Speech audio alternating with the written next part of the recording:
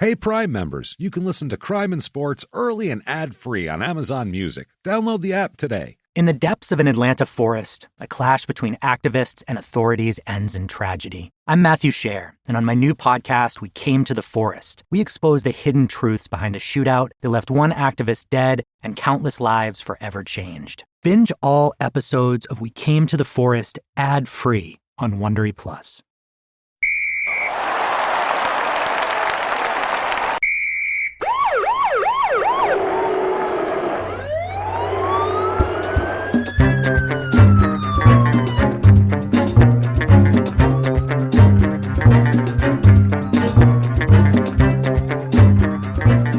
Hello, everybody, and welcome back to Crime and Sports. Yay! Oh, yay indeed, Jimmie, yay indeed. My name is James Pietragallo. I'm here with my co-host.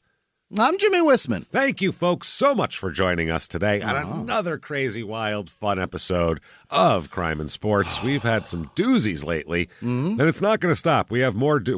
Next week is also tragic. It's been we're making it a lot of tragic stuff going on. I like that. It's kind of the way this goes. So we'll talk all about that. We'll get into our episode today because it's crazy stuff. But before we get to that, very quickly, certainly. First of all, listen to our new podcast that just came out. Whole new show, Your Stupid Opinions. Right now, the first 2 episodes are out, and you can subscribe and review and be nice and like it and love it because it's fun stuff. So check that out. We're not liars after all. We're not. We had it. We just couldn't give it to you yet. So there we go. Do that. Thank you so much for doing that, everyone who's listened. Also, obviously, Small Town Murder while you're at it. And head over to shutupandgivememurder.com/virtual live. Get your tickets for the virtual live show, October the 26th. Halloween themed, available for a week afterwards, after the 26th. You can watch it that whole week as many times as you want. You can watch it in your living room. You can watch it on your roof. Don't care where you watch it. Huge thank you to everybody who's bought tickets already. So many. That's incredible. Thank you. We can't. Wherever you are in the world, you can watch it too. We can't wait. So do that. We'll have costumes on. It's going to be fun stuff. Sure. And while you're at shutupandgivememurder.com, you can also get tickets for Dallas Dallas on December 2nd. December 2nd. Yes, there you go. Dallas 2nd in December. Dallas. What month is Christmas? Dallas. Okay, great.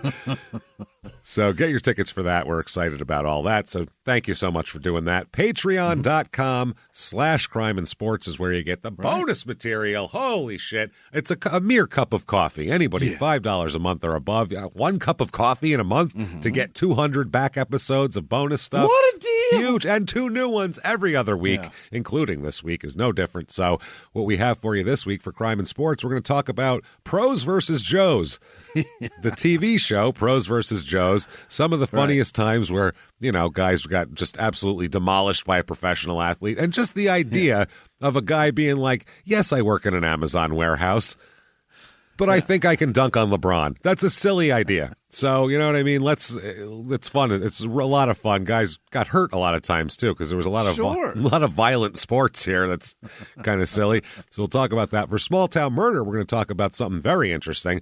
We're going to talk about Sarah Boone, who is known as the suitcase killer at this point. She's the woman who zipped up her boyfriend in the suitcase, allegedly. She's awesome. Allegedly, we haven't had the trial yet, but I've seen her whole interrogation and everything else, and we'll talk about it because, oh, man, is it crazy stuff. She's awesome the same way the word terrific can be used in like a lightning bolt. Like that was a terrific tornado that came through and destroyed the entire downtown area. That volcano's destruction left a terrific path of destruction behind it. She is awesome. She is tremendous, awesome.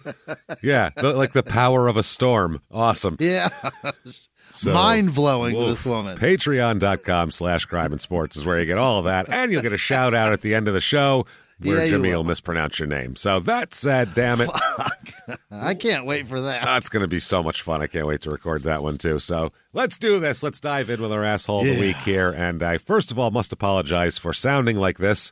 Right. I'm sorry. I've been sick for, 6 days now? It's been a It's been apologies deeper than the gross that is in James. It's bad stuff. Well, Christ, we haven't had a day off in like weeks, 3 weeks, a week and a half, 2 weeks, 2 weeks, and we've been on the road and stuck in an airport for 8 hours and everything else. Shows in a day.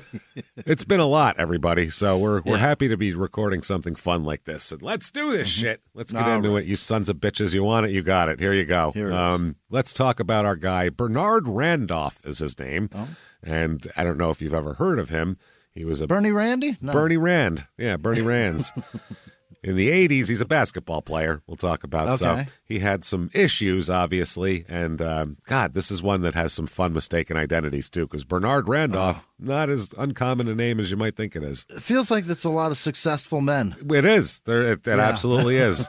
Men wearing like professors, wearing like medals on their chest and things like that, like General Bernard Randolph. And it sounds smell like cognac dipped tobacco.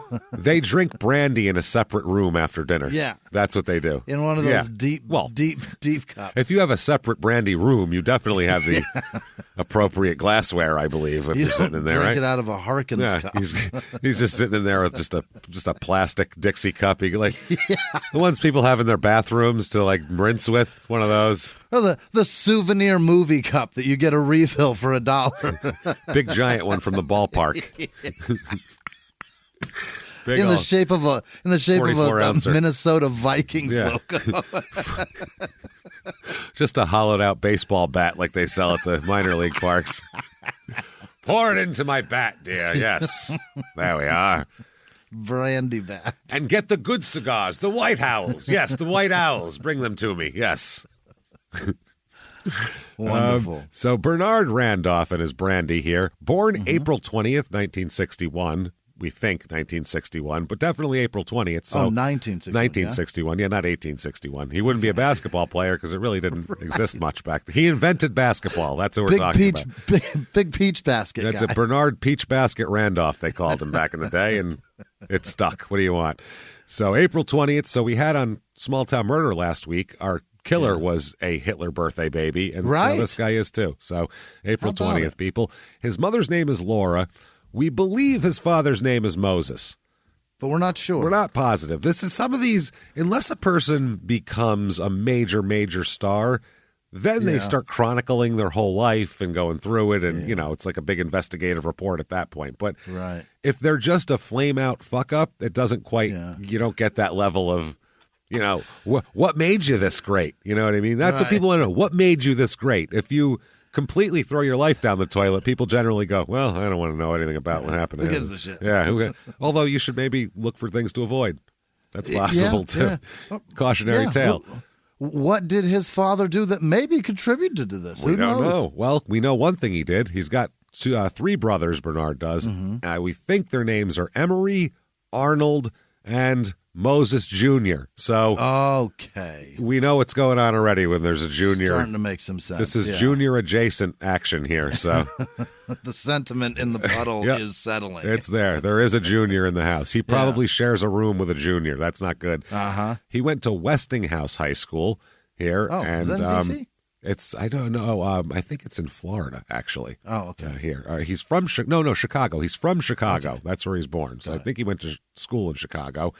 Now, later on, there's an article in the Miami Herald. This is kind of once the dust begins to settle around Randolph here. But they say that his life began to unravel the moment his mother died of a heart attack at 48 when he was a child. That'll do it. That'll do it. Yeah, your mom's suddenly gone. That's tough for any kid. Yeah. I guess her death was he was in 7th grade, so. Holy shit. 12 is, you kind of need your mom when you're 12, you know what I mean? It helps anyway. And just to know, even if she's not around, to know she exists helps. Yeah. To know she's never coming back is bad. That's a rough one at 12. So it happens a lot, though, because his father was often ill. His family is just filled with tragedy. Like, it's riddled with tragedy. It's awesome, Jimmy. He's got a... It's awesome. He's got a tremendous family history when it comes to tragedy. Really terrific. It's a terrific amount of tragedy. It's a terrific amount of sadness is thrust upon these people. His younger brother, Emery, that's the youngest brother that we talked about. Well, he died at birth. So, oh, Jesus. Didn't grow up with Emery. And this is in the 70s. This isn't like, this isn't fucking 1825 or anything. Right. We're like, well. Wagon train deaths. Yeah. This is just. In the 1800s, half your kids died at birth. Yeah. Another third of them died before they were 5. Anybody left, right. You're pretty excited about it because, they really had to go through a lot. But by the 70s, it was like, hey, deaths at births are sad now. Yeah. We don't expect that every time. This is pretty depressing. His other brother, Arnold, here, was killed in a fire in 1979. Oh, shit. Mom dead of a heart attack, brother dead at birth, other brother killed in a fire, dad's ill the whole time. That is the most tragedy. And then his Moses Jr. will be killed, I think murdered in 1986. Holy shit. So it's a lot. You know what I'm saying? It's just him then. We'll find out how far he goes. My God. What do you think, Jimmie, right now? He's like CEO of like a small, like a firm that makes like industrial carpeting, you know what I mean? But he's doing well. He's got like a boat and things. Doing great. Like the 10 little Indians. Yeah. Jesus Christ, they're dropping like flies. How many of our shows have a happy ending like that? Well, now he came together. Now he's doing great. And not a lot. Like 3. There's a few, yeah. Like Mandy Maloon maybe and a couple others and not many. Willie Mays Aikens, he's doing okay. He's doing great. He really turned it around. He gave us the Mexican Pimp also. So I mean, I think that's it. Not many. We have an award named after one of the few people on the Scummy Awards. The Please Turn It Around Mandy Maloon Award for someone who did turn it around, and it's rare. It really is. If we were batters and we bat this, done. We'd be in single A tomorrow. But if we were betters picking losers, we would be huge winners. We'd be rich. If we were picking the under every time, we win. We'd be so rich right now. We're just crushing the under, man. It's awesome this stuff. Was our batting average on. It's wild. So it's depressing. It's extremely depressing. All of this. So Jesus Christ, man, this is what's going on. Ziggy, by the way, that's who he called Mark Aguirre. You know who Mark Aguirre is, the basketball player? From the Nets. From the Pistons. He's he's on a lot of teams here. Mark Aguirre was a big giant guy. I think he was power forward guy.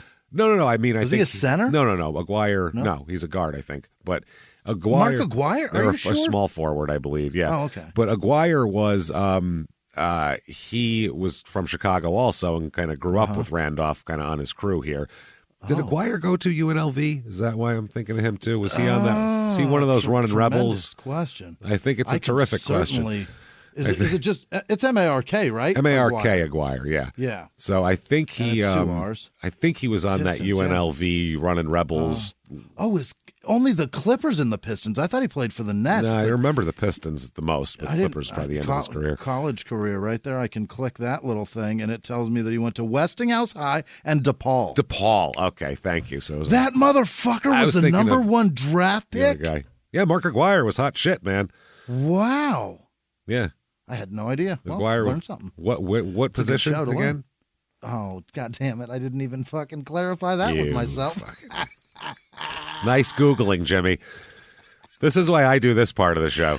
Yeah, that's a great point. He was a small forward. Yeah, okay, that's what I thought for some reason. Yeah. I saw him in the, I thought he was a bigger guy because he had a bald head at the end there. Yeah, I think most of the time he had the bald head here. I remember him being big.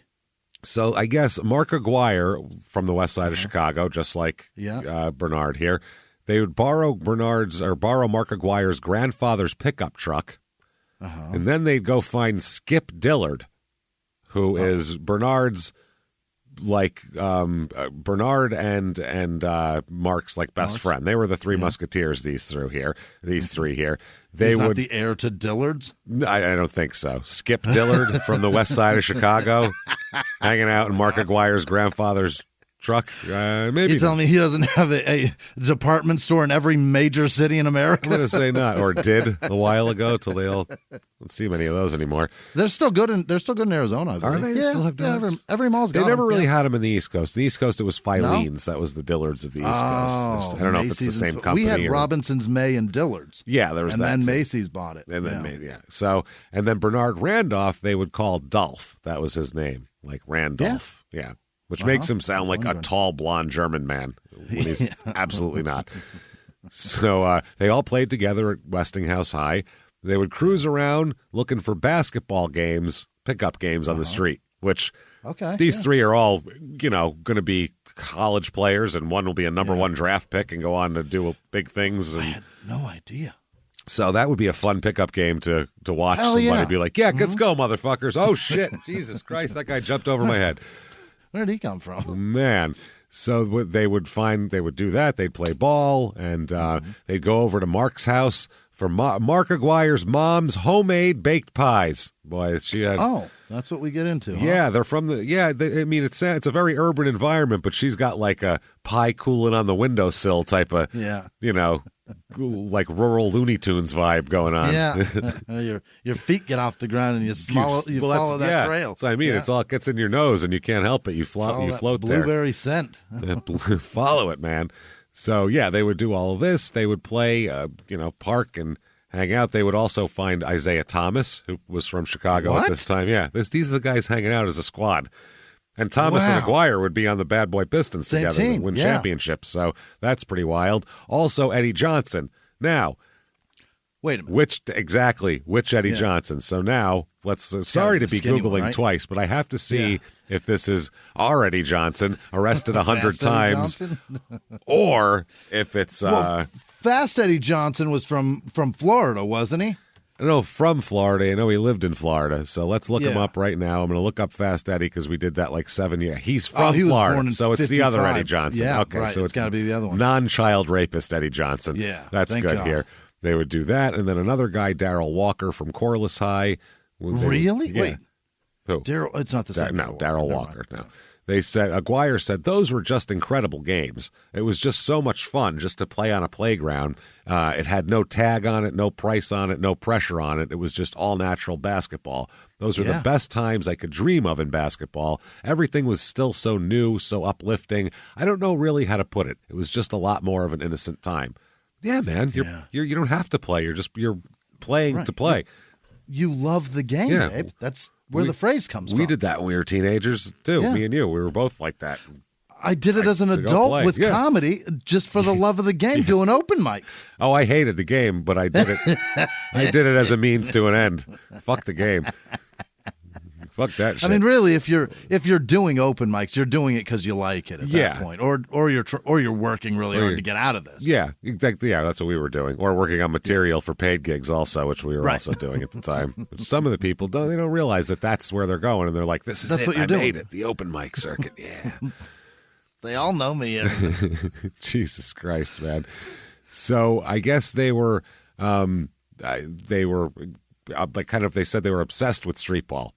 So absolutely obsessed here. They're all going to get offered scholarships, the three guys here. Sure. To DePaul, they all get offered first because that's a local school, obviously.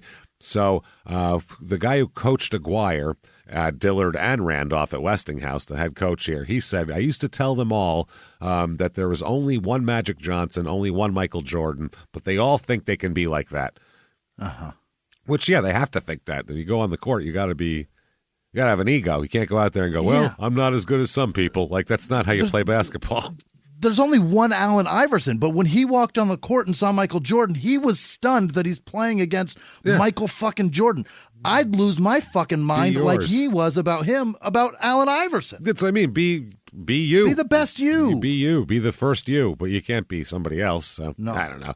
I guess it's a tough area, obviously, kind of west side of Chicago where they all grew up, and they all looked at basketball as a way to get out of here. Yeah. And even the people they saw, some of the kids that really buckled down, went to college and all that kind of shit, they'd go, yeah, but, look at Magic Johnson makes a lot of money. Yeah. That looks better. Even if I could do that, this looks way better, which I don't blame them. Yeah. If I was, 6'8" and playing great basketball, I'd be thinking the same shit. So the coach said that he sold basketball to the kids as a means to an end. Like, if you work hard here, it'll get you out of here. So that's good. He said, play for this high school, and maybe you get a scholarship. Maybe you get the hell out of here. And if everything goes well, you never know. Maybe you end up in the NBA. But maybe you make money out of it. If not, maybe you get an education out of it and, bingo. Whatever. So Aguirre went to Austin High for a couple years before transferring to Westinghouse. There, Randolph was a sophomore at the time. and Aguirre was a senior, and Dillard was a junior. So this fucking coach is pretty lucky here. He's doing great, too. It's not bad at all. And he got them, he didn't recruit them, he just got them because of their proximity of where they lived, right? Yeah, but some of them they had other choices, though, of high schools, because there's also high schools that actively recruit. Sure. You know, especially like the Catholic schools in Chicago. If you saw Hoop Dreams, right, that's all they do. That's what. Yeah, those kids are looking to get into those Catholic schools, and whatever. So it's just for college prep. It's better for that. So the coach said we were all kind of like a family when we were in high school. I called them my Mr. Munches. Mr. Munches. Okay, what the fuck that means? Yeah, everybody said he treated the players like his sons, but he called them Mr. Munches. The hell does that mean? That's weird. A lot of them were poor and had nothing going for them. It was like coaching ragweed and making them flourish like a rose garden. Calm down. Hey. It was all me. I did it.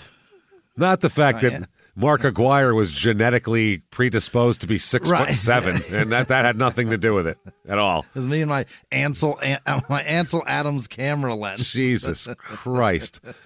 It was my Ken Burns Dust Bowl approach to the whole thing. Made everything better. That's wild. But the coach said it was hard for them, but hey, my father died when I was 4. These kids, half of them grew up not knowing who their fathers or mothers were. Jesus, this guy is saying this in public. True. This sounds like end of the bar, 3 scotches in kind of talk. You know what I'm saying? Yeah. He's doing this sober with the sun up. I mean, it's hard for them, yeah. But my father died when I was 4. Some of them don't even know their mother. It's so hard to do drunk voice when you're so stuffed up. I'm like, you're fucked up. You try immediately to go there, and it's made the pressure where it's like, oh God, their mother. For God, it's pretty obvious who your mother is. You didn't know anything. Fathers, mothers. My dad died. Drinks it's again. Such a tough situation. The doctor took them from their mother and didn't give them back. Another coach, Ray Meyer, said Lolino, who is that coach we're talking about, was very good to his kids. His only fault is that he treated them too well. He wanted them to love him. That sounds creepy. What? Yeah, sure does. They said that Bernard became a fixture at the coach's house, basically, eating food and meals. And that happens a lot of times because at his house, jump off a plate. This one's dead.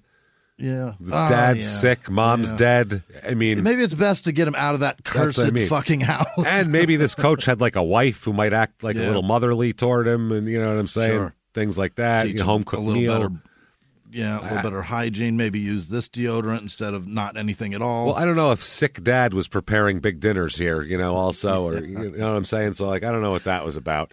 So it may have just been a casserole tossed on a plate. Possibly, but that's great for him. Yeah, I would think. I mean, he'd probably be happy at the time to have somebody caring. So the coach said it was probably harder on Bernard than Dillard and Aguirre. Yeah, he said Bernard didn't really have a family, which once the mom goes, fucked up. Everything kind of fell apart. They said he was a really good player, but they said the coach said he would rarely use his full effort for anything more than about half a game. Really? They call him a 2-quarter player, is what he called him all the time. Huh. That was all he needed to do, and he didn't care anymore.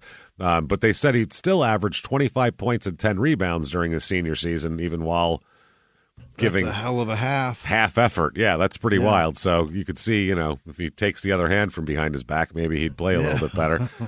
Maybe he's just being a gentleman and not running the scoreboard up. Maybe. So he knows Aguirre and Dillard, they end up going to DePaul. So Randolph says, I guess I'll go to DePaul. Fuck it. They're already there. I know people there. Yeah. Why go somewhere I don't know? So they do. His coach, though, kept referring to him as a 2-quarter player. That was the quote always. He's a 2-quarter player. So 79-80 DePaul, they're 26-2. Wow. That's a real goddamn good team. And they were, at the end of the regular season, they were ranked number 1 in the AP poll. Yeah, that's why Aguirre went number 1. Jesus Christ. He's a huge star. They were the number 1 seed in the western part of the bracket here, the tournament, and lost in the second round to UCLA. Jeez. It was an 8 seed, which, upsets happen here. But on this team, Bernard Randolph, Skip Dillard, Mark Aguirre, Terry Cummings, another future NBA star. Boy, did he looked terrible. That's not bad at all. Oh, Terry Cummings, he looked the ugliest 45 man. years old. He just looks so old always. And he looked like a thumb with eyes. Yeah. Like, he was just like a penis with a face. It was bizarre how weird that man looked. Danny Manning always looked older than his age to me, too. Yeah, that's true. I remember seeing him like in the early 90s going, man, wow, he looks like he's going to retire soon. It was like his third year. You know what I mean? It was like, wow, Jesus Christ. What is he, 24? He looks terrible. Hasn't even gotten his cap pay yet. Let's go in there. So Bernard, though, he doesn't play very much. He's a freshman here. So he only has 4.4 points and 1.8 rebounds a game. So 1981, 80-81 DePaul, 27-2. Jesus, God, they did it again. But they again lose in the second round of the playoffs to St. Joseph's here this time. So, and they have the same damn team, which they really should have done better, I would say. But now Bernard is up to 17.4 minutes a game. So he's 8.3 points, 2.8 rebounds, 1.3 assists. So he's working his way in. And when you come on to a team that's the best team in the nation essentially every year before the tournament, it's kind of hard to crack the lineup of that team because people have to graduate or leave before you can slide into their spot. 81-82, they're 26-2. They only lose 2 games a year, this team, and then they lose again in the second round of the tournament. That's terrible to go be that good every year, and they always lose to an 8 or 9 seed too. Like that's crazy. So Tyrone Corbin was on this team, who also ended up in the NBA later on. Sonics?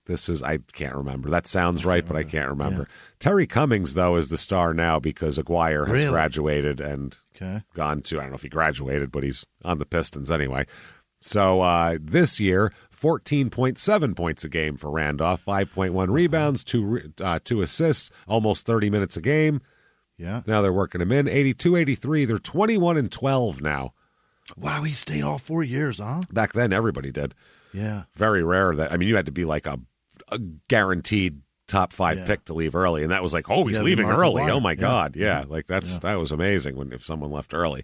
So this year they don't do very well. They don't seem to make the tournament. Bernard here, 13.8 points, 4.1 rebounds, 1.9 assists. So, okay. But the problem is in January of 83, he gets suspended by the coach here. This is from an article from 1983, January 13th. Bernard Randolph, the leading scorer on DePaul's basketball team, was suspended for an indefinite period of time by the coach, Ray Meyer. If you're the leading scorer and getting suspended, not even with an end date on it, you did something bad. You fucked up. There's either violence or something very illegal involved. Jesus. I said 6'5" forward, was averaging about 15 points a game. Meyer took the disciplinary action against the former Chicago Westinghouse player after DePaul dropped its second straight game to rival Loyola. It was the first time DePaul had lost back-to-back games in 6 seasons. Oh, my God. Wow. Randolph had been a starter in each of the Blue Demons games this year and was counted on by DePaul to take up some of the scoring load created by the departure of Terry Cummings, obviously, because he, I guess Cummings left a year early because he was averaging 24 points a game. So he knew he had a draft position, and he was in the Spurs, yes. Portland. He played for a lot of teams. Oh, he probably wasn't drafted by the Spurs. Yeah, I don't remember where he went, but they said Randolph's been in a shooting slump the last month. That's no reason to suspend somebody, bench him. Yeah, suspend him. Have a chat. But they said this is Meyer's first disciplinary action against any player since the 79-80 season. It's been years since he's had several years. Yeah, when he suspended Mark Aguirre for 1 game. That was a 1 game, not an indefinite here. But they will not say what he did. They suspended him by lack of effort. I don't know what it was here.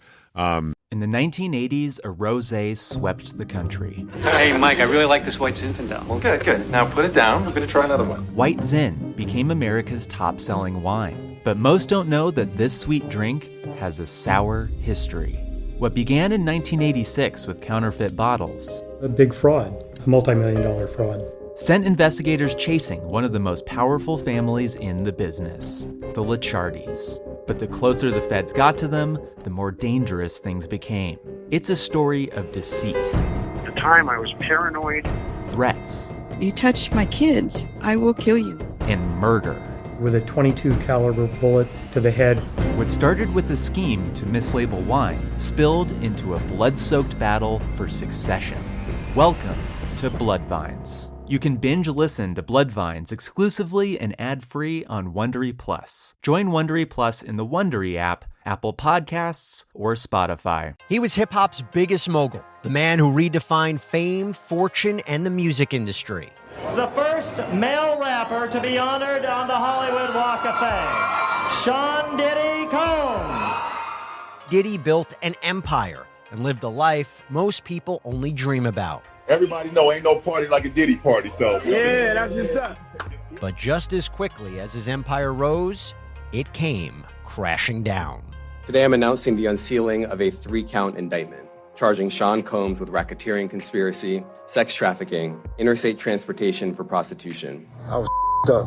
I hit rock bottom, but I made no excuses. I'm disgusted. I'm so sorry. Until you're wearing an orange jumpsuit, it's not real. Now it's real. From his meteoric rise to his shocking fall from grace, from law and crime, this is the rise and fall of Diddy. Listen to the rise and fall of Diddy exclusively with Wondery Plus.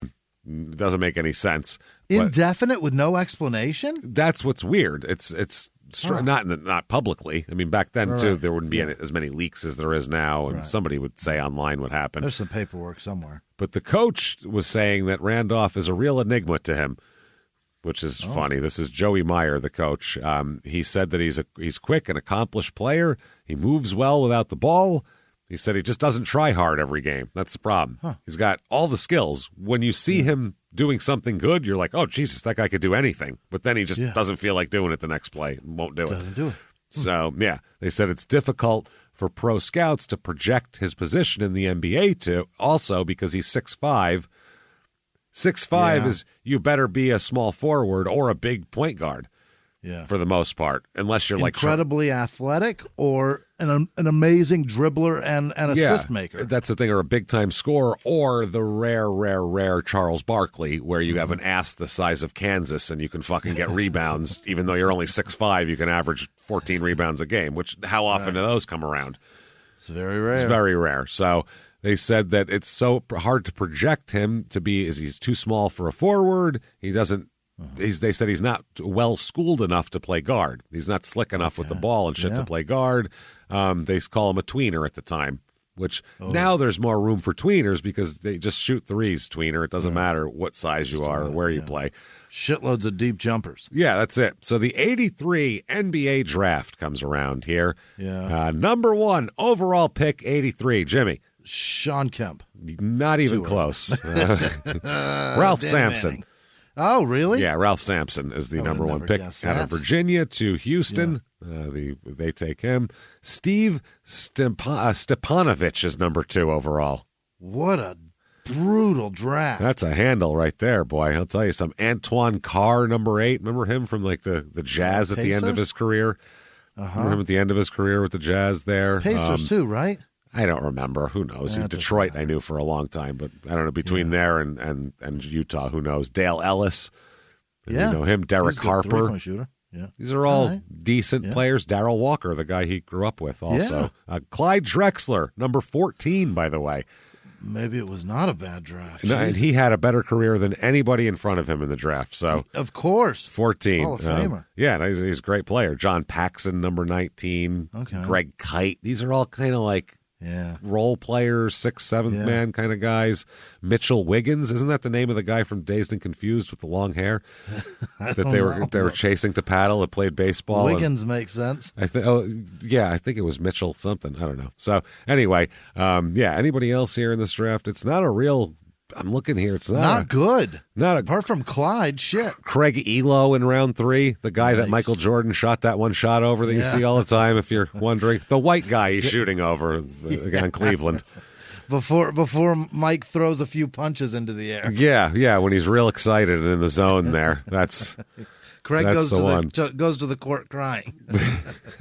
Manute Bull, by the way, was the 97th pick in that draft.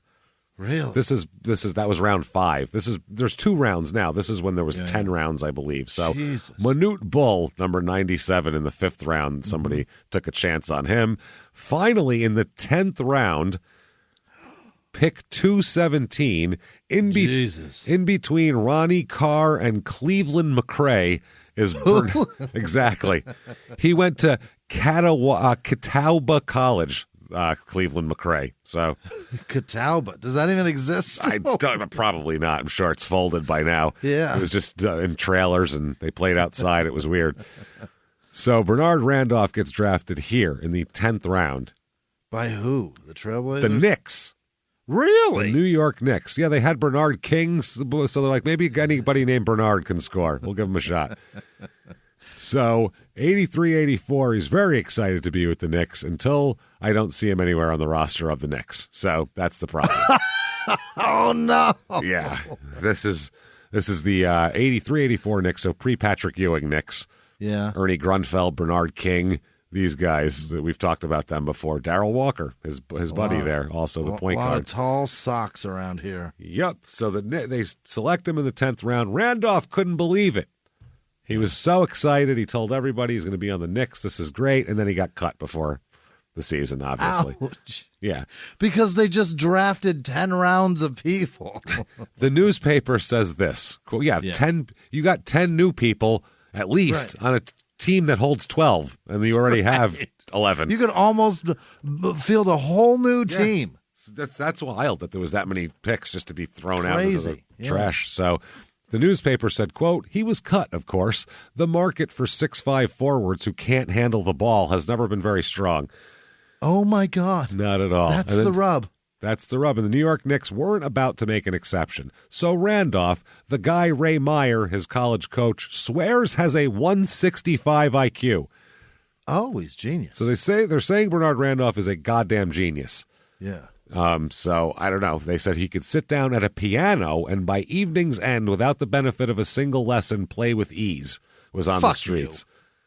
Just talented. He's a talented. Then he'll be fine. He's a talented genius. That's what I mean. The end of the story should be him inventing something amazing. That should be that. We're starting some company. Yeah. And also winning a Grammy for piano playing. So they said that they invited him to return to DePaul to complete his degree after he left, because he obviously didn't graduate. But they said he was more interested in basketball. So at this time, he starts playing in summer leagues. He plays in Belgium for a while. Okay. He's just, anyone will pay him money to play basketball. He's going there and picking it up. Also, they say possibly Venezuela. But this is in the newspaper that his friends say that's what they told him, but they don't know what to believe of him because who knows? What? Yeah, they don't know. At one point, he showed up at the Westinghouse High School gym, which is where he went to high school, and asked to practice with the coach's team. Okay. And the coach said it was fucking sad because, quote, he couldn't even keep up with the high school kids. What? I don't know what happened. He would... Yeah. Is he can't be playing for Belgium then. He was a mess. That's what I mean. He's a complete mess. He's going back and forth. They said he would call Ray Meyer and say, please, you know people, you're the coach at DePaul. Call people and get me a tryout somewhere. Can you get me a job? Hook me up. Yeah. Call one of these pro teams and say, give me this guy a tryout. And the guy would say no, because you're not ready. I'm not going to waste my clout on you're not prepared for this. You don't play 4 quarters. That's not going to work. So Randolph would ask Aguirre or people like that, everybody, and they always said, "No, we can't. Nothing we can do for you, dude. You suck now. You're lazy." It was on you. That's interesting. So by 1987, Bernard is like washed out. I mean, he's in the wind trying to figure it out. So there's an article from the Miami Herald from March 20th, 1988. About a year and a half ago, Randolph was playing basketball on a Chicago playground. There was an argument and then a horrible, vicious fight.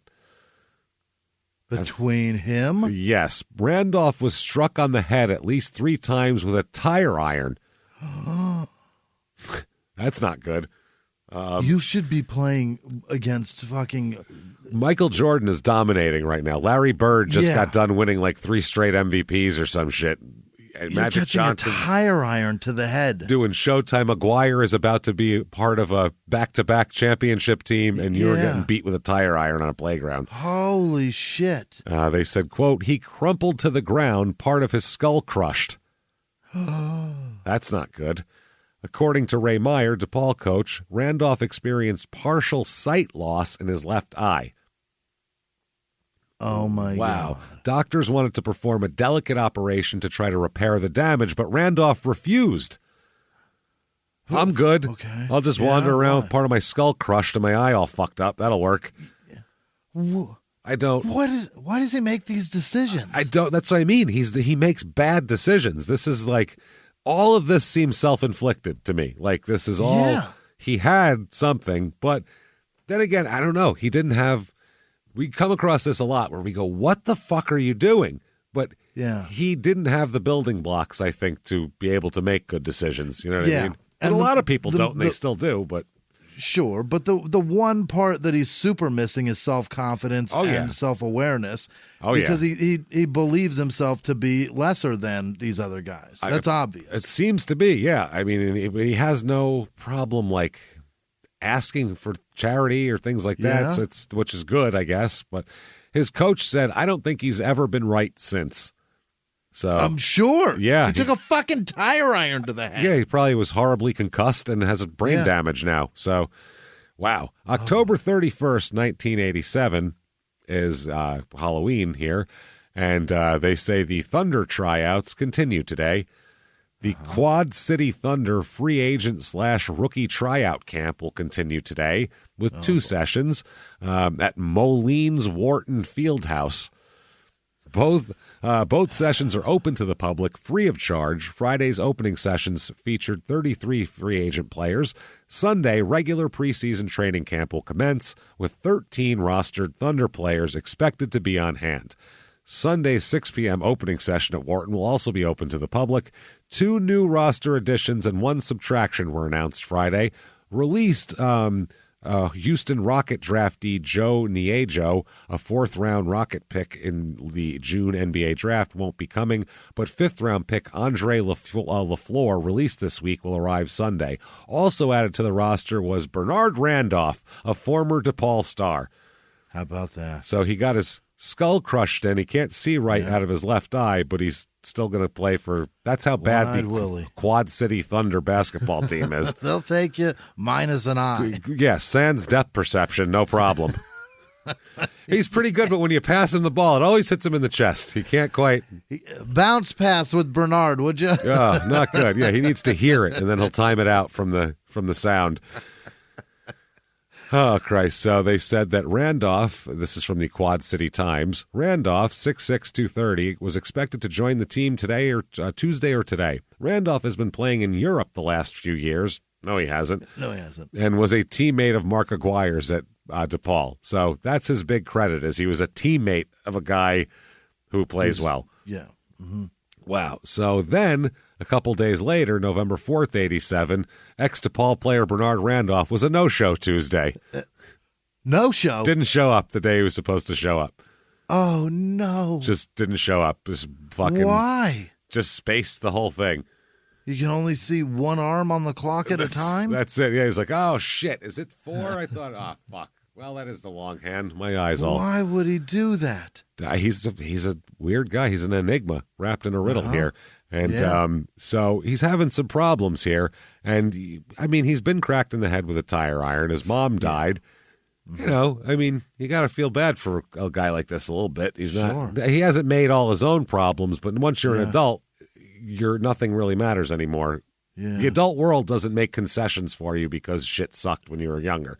No, there are no. Yeah, there are no handicaps for people with horrible tragedy. Doesn't work like that. So you kind of feel bad for him, Jimmie, but not nearly as bad as you may feel for Bernard P. Randolph, who is a general of the United States Air Force. There he is. And by the way, if you're looking up things about a Bernard Randolph and there's a general in the Air Force with that name, you're going to come across a shitload. of things you know about. A lot about his life. Yeah, he was in Vietnam. He's got a Bronze Star, service medal, all that stuff. So he's done a bunch. He was in the Air Force from 56 to 90. Or was he a washout in the NBA, James? You never know. You never know. Well, people might confuse him here. He died in 2021, so he doesn't give a shit either way at this point. No. But this guy, 56 to 90, so he was a general during this time, too. So looking for Bernard Randolph stuff, not easy. Also, don't hold this against Bernard Randolph, MD, also here. We don't want to, in St. Louis, Missouri, we don't want to disparage this poor bastard's name at all. That's not great. But this guy who's like, his profile picture, he's shirtless in a palm tree, which is a shirtless doctor on in LinkedIn. A palm tree? No, not a doctor. This guy's a mechanical maintenance man at Reynolds Consumer Products in the Chicago area, and that's his profile picture. Then Reynolds wrap and shit like that. I doubt it. I highly doubt it. Maybe that's possible. Oh, you know what it is? That's the logo there. Yep, it is. He's making tinfoil. The son of a bitch. That non-stick tinfoil is a magical thing, though. I will say that. I hope he has something to do with that. That cling wrap is pretty amazing, too. Oh, it's great. But the non-stick, after years of scraping things and tinfoil stuck to shit, it just falls right off. It's the greatest thing in the world. Take a nibble of a piece of fish and your filling zing. Motherfucker! What's that? Why does it stick to it? Goddamn. That's 100,000 volts right there. So then there's another Bernard Randolph who, again, is easy to find. This Bernard Randolph, we're going to tell you a little tale of another Bernard Randolph. Okay, this is from a newspaper, August 22nd, 1991.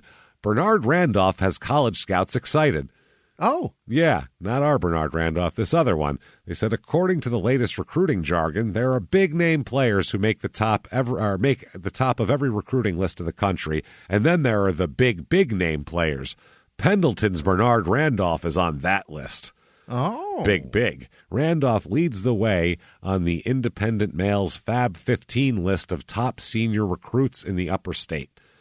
At 6'3", 248 pounds, he's considered one of the top 3 recruits in the state. He's a football player. He's been named to the Chicago Tribune's top 10 and the South Carolina Sports Reporters All-State preseason team. He was also recently selected as a blue-chip All-American. Great. Doing great. So, 92, Clemson signs 11 players, a huge program, among Wallace's 224 All-Americans, including quarterbacks Dexter McLean and Patrick Sapp, running backs, whoever, doesn't matter, linebackers Bernard Randolph. So, wow, he's getting big recruiting to Clemson, huge stuff here. Bernard said, quote, this is the other guy here. They did an outstanding job recruiting the inside linebackers. I consider Bernard Randolph of Pendleton the best linebacker in the ACC. How about it? So that's what they say about him. Just doing great. August of 92, here we go. Like a number of the other newspaper. Clemson freshmen who report for the start of orientation today, Bernard Randolph of Pendleton, spent much of the summer getting a jump on the college game, lifting weights, running, going to class, going to study hall, living in the dorm, learning how much he has to learn. Yeah. And he hasn't minded. Quote, I think the transition to college would have been a lot tougher if I hadn't come in this summer. Everything we're doing is designed to better ourselves and help us get ready for what's to come. Rated as one of the top outside linebacker prospects in the nation, he's just one of a group of talented Clemson freshmen, blah, blah, blah, blah, blah. Okay. He says he hopes to make a significant contribution to this year's squad, and he's ready to play. Okay? So, August 1992, Clemson's Randolph has surgery. Oh, no. This is like a week later. Arthroscopic knee surgery, putting him out of action in the September 5th opener against Ball State, which is hilarious because we were talking on the bonus episode about Wayne Gretzky's wife betting on Ball State, she has maybe. No fucking idea what Ball State. No clue what the spread on Ball State fucking rice is. She has no idea.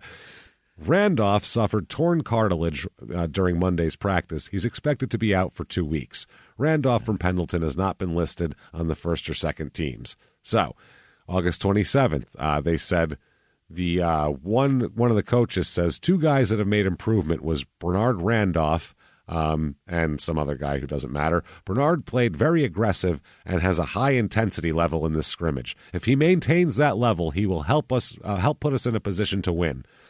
We're going to say grace on this Bernard Randolph right now. Yeah, on Bernard too. Yes, because a year later, it's the headline is Randolph listed as alert and stable. Uh-oh. That's not good. Clemson reserve defensive end Bernard Randolph admitted to Anderson Area Medical Center Thursday night for what school officials described as heat exhaustion, was listed as alert and stable Friday. Randolph, a former high school standout, apparently became overheated during running drills late Thursday afternoon, Clemson coach said. Now, you'd take me to the hospital after doing running drills in South Carolina in the middle of the summer, too. So sure, that's understandable, especially if you're 270 pounds or some shit. Right.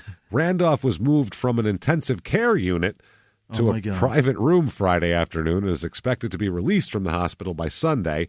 Randolph said he underwent tests Friday, but doctors had yet to determine the extent of the problem. He said they're still running tests. He said he was feeling lightheaded, but otherwise okay, and hopes to return to practice next week.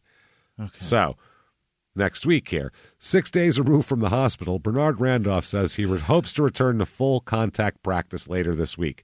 Tests determined that an imbalance in electrolytes, probably caused by poor diet, caused Randolph to pass out after his fitness run on August 11th. Oh, no. Mix that with it being 100 degrees and 140% humidity, and that's what you're going to get here. His first day of practice. That was the first day of practice he fell out. So he was hospitalized for 5 days. It was the second time this year that Randolph has been hospitalized, first for being a concussion during spring practice. Now, what we're going to find out, I think, is that concussion has a lot more to do with all this than everything else, probably. Oh. They said he's been cleared to resume activity by the doctors. He's been running, trying to get in shape. Hopefully real soon he'll be ready for contact work. We'll go at his pace, the coach says. Randolph recalls having trouble walking, briefly being revived in the trainer's van, then waking up the next day in the hospital. Oh, no. That sounds like way more than heat exhaustion. Yeah. He said, quote, they said I had a seizure in the van. Oh, shit. That's not good. Seizures are generally bad. That's neurological issues. That's what I'm saying. So I'm not a doctor. Neither, by the way, disclaimer, I know you're going to be surprised to hear this. Everybody, hold on to your shit if you're driving. Maybe pull over so you don't freak out and go back and forth and take out a kid on a tricycle or something. But Jimmie and neither of us, the two of us, neither of us are doctors. Never spent a day in medical school. Can you believe it? Or college, for that matter. And honestly, spent as little time in high school as we possibly could. So yeah, I didn't go to college for greenskeeping. No, for anything. I didn't drop out of community college after a semester. Yeah. I envy people who have a semester of community college because they have way more than me. Dropped out of high school for green smoking. That was it, for green smoking. So you could call it keeping. I was working on my greens keeping, just a different kind. He's certainly keeping it. And I'm keeping it to this day. So, and I'm still not a doctor. Coincidence? You never know. Weird. So Randolph said he has no recurrence of the dizziness this week and has been back running on the practice field. He's a redshirt sophomore. He had bulked up from 245 to 266 this year, too. Holy. I was trying to put weight on to be a defensive lineman. Yeah. Can't be a 250-pound defensive end unless you're uber fast. I mean, you can if you're Joey Bosa or something, but there's not a lot of guys that can do that. You better not have to hit anybody on the line. Right? No, that's those guys are rare. So, who was the old Bronco that was a light defensive end, too? It was Von Miller? No, he'd go off the line all the time. He played linebacker half the goddamn time. He was outside linebacker that would play line. They just drop him down to, Yeah. Where? Yes, Where. There you go. He was wasn't he a lighter guy? He's he's probably for a 280. defensive end. Yeah. Which in the NFL he might at that be time, 300, who knows? Yeah. At that time, he was considered a lighter lineman, I believe, if I'm not mistaken. I could be thinking of 6'5", 6'6", so he could be 400 pounds for all I know. He's just very evenly dispersed. Looks terrific. No shit. So Randolph said it's more of an attacking defense. Last year, the linebackers made all the tackles. Now they're putting more emphasis on the defensive line making more tackles, too. Said when he changed positions, he also changed numbers. Quote, they said a down lineman couldn't have 44. I had no choice whatsoever. That hurt me. His number? His number changing hurt him, he said. Hurts him. What should hurt him more is a week later he's back in for testing in the hospital. Bernard Randolph remained hospitalized Wednesday for more tests to determine the cause of dizzy spells, which have stricken him twice in 3 weeks of Clemson football practice. Number 92 is really hard to wear, James. It's heavy. 44 is a light number. 68 is heavy. I can feel it weighing me down. He said he's listed in good condition in the hospital at the Anderson Area Medical Center. The coach said it's still too early to make any decisions about when he'll be back. Yeah. So this is his second time in the hospital for multiple days. In this latest episode, came 15 minutes into Tuesday's practice. Same thing. Dizzy, off balance. You know, like you have a concussion that's fucking your head up. Yeah. You know what I'm saying? I mean, it can be dehydration, but we'll find out it's not just that. So he was examined, and his blood pressure and pulse were fine, they found out, too. So September 20th, 1994, he's hospitalized for heat exhaustion, dizzy spells, and remains under medical observation. So he came back and then again was hospitalized for dizzy spells. Yeah. So this is like his third hospitalization for dizzy spells. This is getting to be a problem. November 2nd, 1994, he's back.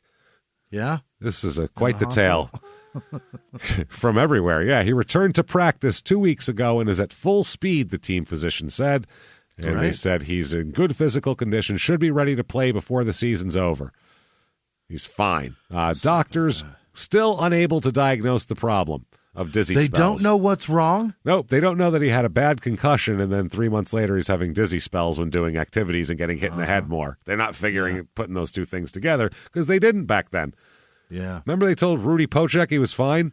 No, you're fine. Right. Once your head stops hurting, don't worry about it. Go out and bang it against the wall again. It won't hurt you. That's how they thought of it. So 1995 now, March 29th, 1995. Bernard Randolph's twice-interrupted Clemson football career is blooming anew this season. Oh, that's great. That's good. The coach, Tommy West, said Bernard Randolph has made a move. He plays very well. He's played very well and very consistently, and that's been a great addition. He's 270 pounds now, and they said he suffered no recurrence of the dizzy spells, which sent him to the hospital 3 times last year. He was practicing without difficulty at the end of last season, but never played. He had a knee injury in 92. They said in addition to Clemson's defense is lacking Randolph, who was involved in the defensive line's 4 sacks. 95, October 18th, he breaks his leg against Georgia. Uh-oh. So he comes back and immediately breaks his leg pretty much here. So April 96, it says the defense sacked the quarterback 7 times, 2 by senior Eric Bradford. Bernard Randolph, returning after a broken leg injury that put him out for the last half of the 95 season, had 6 tackles and a tackle for a loss. Okay. So now they say, quote, August 22nd, 1996, headaches may end Randolph's Clemson career. Oh, really? The next year. Yeah, it won't stop. Fucking headaches here. Shit. Doctors still testing him for bouts of dizziness, still getting them. When he hits his head on things, he gets dizzy. Yeah. Wow. So they say Bernard Randolph was the prize of Clemson's freshman class of 92 when one scout called him the best outside linebacker in high school football nationwide. After 5 hard luck years, the Pendleton High graduate probably will have to give up football because of recurring dizziness and headaches, Coach Tommy West said. Quote, they're running some tests, but as of right now, Bernard is going to give it up. That's what the coach says. Randolph is not available for comment. George Randolph, this I think is his dad, said the condition could be career-ending, but said his son is still awaiting the results of a test by a team doctor. Wow. They said his career has seemed jinxed from the moment he arrived at Clemson. Holy shit, man. I guess so. He started 6 games and then broke his leg the 1 year. He's all these things. George Randolph, his dad, said, it's been really devastating. He's worked hard, but sometimes things don't work out. They said that Randolph's decision is real hard because he's worked as hard as he ever has worked this summer. Man, so he's 22 years old, this guy. Yeah. This poor bastard, and he's got a lot of problems, and that's it. He never plays again, disappears. Never plays again. That's it. Fades it. Concussions. Fades into the background. So headaches and dizziness after a bad concussion. You know, years ago, Clinton Portis used to talk about having headaches, and talked about while he was playing. He said, "I get migraines, and then Terrell so Davis bad that I too. lose my balance." And Terrell Davis, Davis too. And that was Mike Shanahan's playbook, was fucking hammer it up the middle. We're not dancing. We're gonna smash them. These guys, both of them. Yeah. And Clinton talks about it today that he played through concussions. Because as soon as you said that, I'm like, didn't those running backs say that shit? As soon as guys retire, even now, they go, "Oh yeah, no, if you played last year, you played with a bunch of concussions." Like they're like, their protocol's bullshit. The guys say they know how to get away with it, unless they're out cold. They know they don't want to get dinged with the concussion protocol. Right. So they say, you go down and hit your head and you hurt your head, you go down and you grab your solar plexus, act like you're out of breath. Right. You act like you got the wind knocked out of you, because everyone goes, "Oh, just let him lay there for a second," because that's all you can do for a wind knocked out. You just got wind knocked out of me, and people go, "Oh, cool," and they just give you 10 seconds. Then you can get up, and you can get up slow and wander around, and nobody thinks it's your head. A few miles from the glass spires of Midtown Atlanta lies the South River Forest. In 2021 and 2022, the woods became a home to activists from all over the country who gathered to stop the nearby construction of a massive new police training facility, nicknamed Cop City. At approximately 9 o'clock this morning, as law enforcement was moving through various sectors of the property, an individual, without warning, shot a Georgia State Patrol trooper. This is We Came to the Forest, a story about resistance. The abolitionist mission isn't done until every prison is empty and shut down. Love and fellowship. It was probably the happiest I've ever been in my life. And the lengths we'll go to protect the things we hold closest to our hearts. Follow We Came to the Forest on the Wondery app or wherever you get your podcasts. You can binge all episodes of We Came to the Forest early and ad-free right now by joining Wondery Plus. Have you ever gotten a message out of the blue? Maybe you ignore them. Or maybe you end up in conversation. Maybe they tell you about an amazing offer. I can really show you how to make some money. And maybe that gets you into a lot of trouble. But this isn't a story about people like you, the people receiving these messages. This is a story about the people behind the messages, on the other end of the line. Thousands of them, working in a microcity built for scammers. From Wondery, the makers of Dr. Death and Kill List, comes Scam Factory, a new series about survival at the expense of others. Follow Scam Factory on the Wondery app or wherever you get your podcasts. You can listen to Scam Factory early and ad-free right now by joining Wondery Plus in the Wondery app or on Apple Podcasts. In the 1980s, a rosé swept the country. Hey, Mike, I really like this white Zinfandel. Well, good. Now put it down. We're going to try another one. White Zin became America's top-selling wine. But most don't know that this sweet drink has a sour history. What began in 1986 with counterfeit bottles. A big fraud, a multi-million-dollar fraud. Sent investigators chasing one of the most powerful families in the business, the Licciardis. But the closer the feds got to them, the more dangerous things became. It's a story of deceit. At the time, I was paranoid. Threats. You touch my kids, I will kill you. And murder. With a .22 caliber bullet to the head. What started with a scheme to mislabel wine spilled into a blood-soaked battle for succession.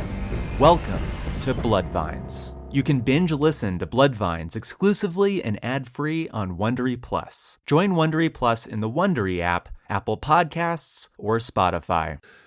Terrell Davis is now doing like speaking roles for the NFL. Like he's a commenter and shit like that. He's in the Hall of Fame. Yeah, great player. Does he just not talk about the fucking trauma he has because he's getting another paycheck? Is that what it is? I don't know. Well, yeah, if you work for the NFL, you work for the NFL, you're not going to go out and talk about how you played through a bunch of concussions and it made the league a bunch of money and isn't that great? They're not going to do that. Because at some point you've got to say this is unacceptable, right? Yeah. But he's not going to say it because he's getting paid. That's a multi-billion-dollar conglomerate. Yeah. They don't give a you just got fuck to say it about any of that shit. Just say what they want. And he left for his knees and shit. Yeah. What do you want to bet? He didn't leave for the knees. What do you want to bet? He left for his fucking head. A lot of these guys leave for their head, but if you work for the league, you don't hear any of that shit. That's why guys like Arian Foster and like Ricky Williams and guys like that are like important, because they don't generally. They'll just say anything that's true that happened to them because they're not worried about taking the league's money. So Davis is saying he got his first headache when he was 9 years old at football. He probably got a fucking concussion when he was 9. That's what I'm saying. These guys do this forever, and they had no idea back then, and they're still now they know. From but unless, 9 like I years said, old on, James. unless it's obvious that someone got dinged, the players will fake it, and it's not a they get away with it a lot. So how much still of Terrell dangerous. Davis's brain is dead because of this? Yeah. There's no way to play football safely. Like, it's just not possible. I'm not saying we shouldn't play football. If people know but they need to know. Right. They need to know what you're up against. It's a fucking free country, and if you want to sign away your whatever to do something dangerous for money, then great. People do a lot of dangerous shit for money. People walk on high wires and have people watch. Like, that's fine. You're allowed to do that. I don't give a fuck. Yeah, there's a dude that jumps out of a fucking plane for a living. So, I mean, you need to fucking tell people, though, hey, when this happens, when your brain is rice pudding, that's possible from doing this. That's all. Right. And we're not going to hide that some money. fact. You might have some money to forget. I get that it's a transaction, but if one side hurt, man. One side isn't. They've been not telling one side what they're buying for a long fucking time now is the problem. So we're buying your brain health from you every day. And then, like I said, the players hide it because they don't want to get cut. They don't want to get They don't want to lose that money. Well, you don't want to get known as a concussion guy. If you're a concussion guy, everybody's leery of you because you're going to get dinged, then you're going to be out, and you've already been happened twice already. So now you're going to have to sit out this amount of time. And a guy playing with several concussions that's not a good. He may forget the play. I mean, he's a liability on the field for a win. For Christ's sake, fuck everything else. Fuck his health. We're still looking for W's around here. Yeah. It's not going to help any. Well, I mean, he could be gone at any time. That's the other thing. Everything could be going fine. He could be the league MVP, and then one hit, he's gone. Now he's gone for the rest of the year. That's it. So that's why Steve Young retired and Troy Aikman retired, all those guys. So February 3rd, 1988 here. Back to Bernard, the basketball Bernard here. Yeah. Okay.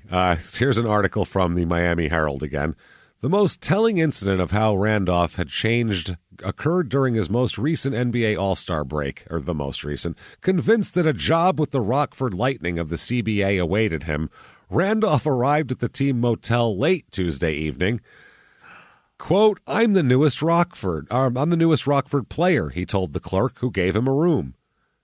Oh, my God. The next morning, in his daily check, General Manager Dave Abrams called the motel and was told about his new player. Abrams said, what new player? Yeah, who was he? Abrams said he called Randolph, explained that the Lightning weren't in need of his services, and unless he intended to pay for the room, he should probably leave immediately, because I'm not paying for your fucking room. That's fucking funny. They said, strange thing is, a year earlier, Abrams and the assistant general manager had offered Bernard a tryout. Arrangements were made, but Randolph never showed up. What is that? Never showed. They said now, here he was, asking the Lightning to make good on their offer. He just showed up a year later and was like, I'm here for my shit. Remember that job you offered me? Yeah. I'll take it now. I'll take it. Yeah. Oh, I thought that was for last year you were offering me the contract. I thought show up next year. Okay. The position's been filled. I mean, I was offered first. I've had this circled on my calendar for like 11 months now. I don't understand what we're talking about. I never said no. This is a terrific injustice. I'm not sure about this. This is awesome. I never turned it down. An awesome turn on my career is what this is. So Abrams said, quote, it was like a flashback. He just, what the fuck? What is happening? Randolph later left the hotel. That evening, said police. Yeah. That's a bad start. Uh-oh. When they say that, when they start getting into what the police said you did. That evening, said police, he sped away in a taxi cab while the driver was in a convenience store checking on his Illinois state lottery numbers. He stole a car? He stole a taxi. Which, holy shit, maybe something less conspicuous than a yellow fucking thing with a lit up sign on the top of it. Maybe something, just a Honda or something you can grab. It might blend in a little bit. That has lots of lettering all over it, and it's bright yellow. Bright yellow has a phone number on the side of it, for Christ's sake. Bright yellow with a light on top as well. Yeah, and an identifying number, not just phone, but I'm individual. behind your cab right now. I got the number off the cab. No, it's cab 43. I don't think unique number. It's very strange what's going on here. Very specific car. Randolph made it as far as nearby Belvedere. There, Belvedere Police Sergeant Max Mindar noticed the cab, which fit the description of a missing vehicle. Because it's bright yellow and has a phone number on it. And also, this is, if you're going to steal a cab, it's bright yellow, it's got lights and numbers and everything all over it, which is conspicuous. But even then, you'd say, well, I'll just drive the speed limit and stay in everything. No, not Bernard. Bernard has decided to take this conspicuous vehicle that is obviously stolen and drive the wrong way on a one-way street. He's not speeding, weaving in and out of traffic. He's going the wrong way. Yeah. Bringing the most attention. Yes. How much more attention can I get? I've stolen a yellow car. The fucking on-duty light is bright on top. It's got the phone number on it. Hold on. Let me turn down this street. After an 8 or 9 block chase, he finally pulled over. Jesus. That is, and taxis aren't the fastest car out there either. No. You're not going to outrun a fucking Lucky cop didn't car. Hurt somebody, though. Yeah, no shit. Especially going the wrong way. The authorities charge Randolph with criminal trespass to a vehicle. That seems light. Grand Theft Auto? They said as opposed to Grand Theft Auto. That Yeah, is, why? How is that not grand? He even ran from the cops when they tried to pull him over. That's the most Grand Theft Auto as it gets. As it fucking gets. You got in a car, you stole it. Okay, that's Grand Theft Auto right there. Whatever, but criminal trespass. If the guy came out of the convenience store and Bernard was sitting in his passenger seat going through his glove box, I'd say, okay, yeah, that's criminal trespass. Criminal trespass is I got in a car in the parking lot that's the same model and color as mine and drove away. I couldn't get my key to start, so I hotwired it and figured I'll take it to the dealership, deal with it tomorrow. That's criminal trespass. And even that's, I'd go, well, you hotwired it? That's what you said? You knew. You had AAA is not a thing for you? You had to have a question. Wow. As opposed to, why wouldn't they charge him with Grand Theft Auto? They also charged him with trying to elude police, which is a so 2 misdemeanors as opposed to any felonies, which is strange. So February 6th, 88 here, which is a couple days after this, a little more on the taxi.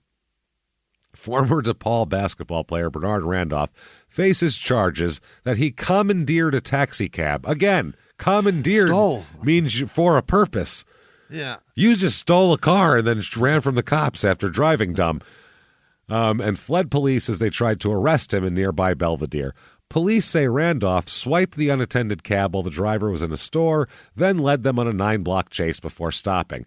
Sergeant Max Mindar said, quote, he really couldn't explain his actions. Yeah. I'm an idiot is the only way to explain those. He never told us how or why he did it. He just said he was cut from the Rockford Lightning and was going to play for an NBA team. He was taking the cab. Yeah. He just said he was cut. That's why he was leaving there. Right. He took the cab to go play for an NBA team. I'm headed to the Bulls practice. Yeah, I know the CBA team just cut me, but that's actually easy for me because I got a Clippers contract signing, so I got to get there and start playing for them. So I'm just going to take this car there. I'm going to drive there. You don't mind, right? Wow. Quote, he had no money on him, but he didn't seem destitute or anything. So he was clean and had clean clothes on and stuff, but he said that, but that's the weird part, though. He looks fine, but they said the unemployed Randolph told police he hadn't eaten in several days. Oh, my. The only thing he had in his possession that was made of paper certainly wasn't money. Yeah. He had his DePaul diploma with him. That was it. He apparently carries graduated. that with him. He carries it with him places. That's all he had with him. He had no money, no anything, just his DePaul diploma and stolen cab keys. This is some sad diploma. This is some sad shit right here, man. Truly. Holy fuck, dude. This is a 25-year-old man? Yeah, 60 was 26, 27. Jesus Christ. If he applied himself, he could still be in the NBA with 5 years, 6 years, 7 years to go. Instead, he's this. I don't even Stealing know. a cab with a diploma as ID. And the other thing is too, he's delusional. I'm going to go play in the NBA. Like, what are you talking? You didn't even get cut from this team because you were never on it. You didn't. You Seems just showed to be up. Some mental health issues. Maybe from getting his head bashed in by a fucking tire iron. Yeah. That could be why. You know what I mean? Yeah, he took that. And so that could be the reason. February 15th, 88. Failure to appear here. He's eventually released on bond, but he failed to appear for a February 15th court date, said the attorney here. So they issue a bench warrant for him. So now he's wanted as well. Just to let you know, Bernard's wanted, everybody. Holy shit. So it's the guy with the dent in his head and the eye patch. You'll find him, yeah. Who says he's going to go play for the fucking Supersonics. Says the 76ers have a roster spot waiting for him. That guy. This is all shocking, Jimmy. Shocking, but not nearly as shocking as the sales, Jimmy. Yeah. This particular thing, this is pretty hot shit here. The Los Angeles Times, March 13th, 1988, while reading about Bernard, you can also fix your hair loss with gap correction technique for your most natural hairline. $15 a plug. A plug. $15 for each little time they plug a hair in your head. Each follicle, $15. Is that a good price? I don't know. They're really bragging like that's a good price. I just rub your head. You don't that's have what I mean. Stubble. No, but like I got a rub hair rub your hand against stubble and feel all of them. Oh, I can grab. Look, there's at my hair. a lot. Yeah, that's a lot of plugs. 15 each. I got like fucking 50 grand worth of fucking hair in my head right now. James, if this was to be put in professionally, it's the 50 grand worth of hair. That's a lot of you stitching. too. Yeah, you're a good 35 grand worth of hair. I got some pretty good amount up there. Yeah, each one $15. Can I sell them? Pop them out. See if there's I don't know if there's a secondary market. Will they take 8? Will they give me 8? Yo, man, this plug's still alive, man. Just stick it in your head, man. It's good shit. $15 a plug. Wax them for the root. That's the first session. So after that, it's more a plug. What? I don't know. I never thought of how much hair plugs cost, but they must be very expensive. I guess I never thought either. But I never thought about it being per. I figured they'd give you like an estimate, like an estimate for the whole there deal. Was a square inch. I don't know. Let's say all of this right here. What's that going to cost me? I don't know, about $1,500-$1,600. We'll see once we get it up on the rack. You know how much it is. I picture like a I don't know how many new like spark plugs you're going to contractor need, but pulling out a measuring tape, measuring it, and then doing some math, and then being like, the I don't know, area probably of 7. This is just an estimate, mind you. like if you're getting flooring. Like if you're getting flooring, like that it sort could of get thing. more or less once I get into it. I don't know what's wrong up there. We're going to talk about materials also. There could be problems. We're going to have to work into that. You know, hopefully the floor's not rotted out. I got to see what your subfloor looks like. $15 a plug. You got to start doing math. How much of a hairline am I looking for here? Yeah, is it 15 per if no matter what? So if I have if I got a good base and you've got a shitty base, it's still the same? Well, yeah, you could get 10 plugs put in, I assume. They'll do a $150 job for you real quick, just a little bit. I got a little something right here. It's weird. I don't need to put like 10 plugs in there. Can we get on layaway? Yeah. All I've got is 180 this week. All right, we'll put in 18. Look. Just, okay. Do some of the front now, and I'll lay away the back till later. Just start building. But the front now, I got a tattoo. I got a date tonight, so if you can just maybe stick a couple in the front for now, just do the line, just do the outline. We'll shade it later. Maybe I could just like style it a little bit. You know, fuck is happening? American Hair Centers, 15 per. That was in 1988, so I can't. Oh my God! Can only assume what it is now. That was 35 years ago. For Christ's sake, Yeah. It's probably fucking $100 a plug now. Does hair cost you like 50 grand? I don't know. Wow. I mean, if while you're plugging, you're working yourself out of a job, so probably so. I guess so. You know what I mean? Then again, someone's literally plucking a hair from your head and then replanting it in your head. $15. Right. When you look at it that way, it doesn't seem like that high of a cost to do that, right? To make it stay in your head? Yeah. They take it from your lower back now, too, or your neck or your shoulder, like where it's real coarse and like thick. Body hair? Yeah. Like weird body hair? It's not from your head all the time. That's weird, man. Yeah. I admittedly Ain't take from your neck, babe. Wow. I admittedly know very little about hair plugs. Just not anything I've ever looked into. But Pablo Francisco had it done. They took it from his goddamn neck. Jesus Christ. Yeah, from like his upper shoulders, like right in the middle. Oh, man. Be good to get Poor it like fucking guy. the bottom of your beard. That neck would be Yeah, great. You that's get rid of good it. That's hair. Yeah. Well, two birds is what I'm thinking. You don't have to keep shaving that and getting ingrown hairs and all that awful shit, Well, and then you have regular hair. That's great. The thing is, even if you tweeze that, it's coming back. Yeah, it'll be probably back is. there in a couple of days. I think maybe if you surgically remove it, it'll be gone. I but probably lasered not. mine, and it Yeah. stuck around. It's still there, James. Ugh. Lasers. So let's talk about Skip Dillard again. Yeah, Old Skip. How'd he do? His real name's Norman, by the way. And Skip's still better. Norman. So yeah, you're walking around the west side of Chicago in the 80s, and you're like, I'm Skip, Norm? man. Even Skip sounds like a pussy, Yeah. but Norman sounds way worse. Yeah, So- I'd rather be Skippy than Norman.